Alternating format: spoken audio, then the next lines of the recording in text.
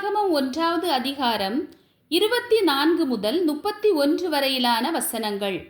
பின்பு தேவன் பூமியானது ஜாதி ஜாதியான ஜீவ ஜந்துக்களாகிய நாட்டு மிருகங்களையும் ஊரும் பிராணிகளையும் காட்டு மிருகங்களையும் ஜாதி ஜாதியாக பிறப்பிக்க கடவது என்றார்.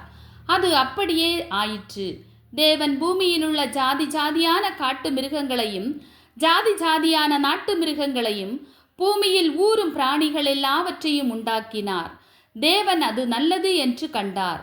பின்பு தேவன் நமது சாயலாகவும் நமது ரூபத்தின் படியேயும் மனுஷனை உண்டாக்குவோமாக, அவர்கள் சமுத்திரத்தின் மச்சங்களையும் ஆகாயத்து பறவைகளையும் மிருக ஜீவன்களையும் பூமி அனைத்தையும் பூமியின் மேல் ஊரும் சகல பிராணிகளையும் ஆளக்கடவர்கள் என்றார்.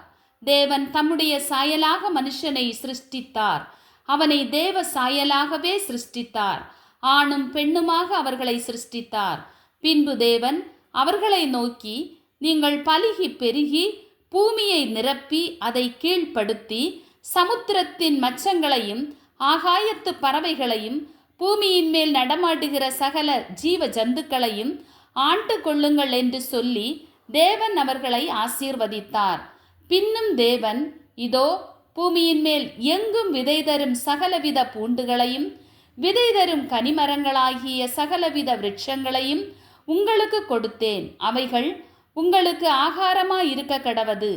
பூமியிலுள்ள சகல மிருக ஜீவன்களுக்கும் ஆகாயத்தில் உள்ள சகல பறவைகளுக்கும் பூமியின் மேல் ஊரும் பிராணிகள் எல்லாவற்றுக்கும் பசுமையான சகல பூண்டுகளையும் ஆகாரமாக கொடுத்தேன் என்றார். அது அப்படியே ஆயிற்று. அப்பொழுது தேவன் தாம் உண்டாக்கின எல்லாவற்றையும் பார்த்தார்.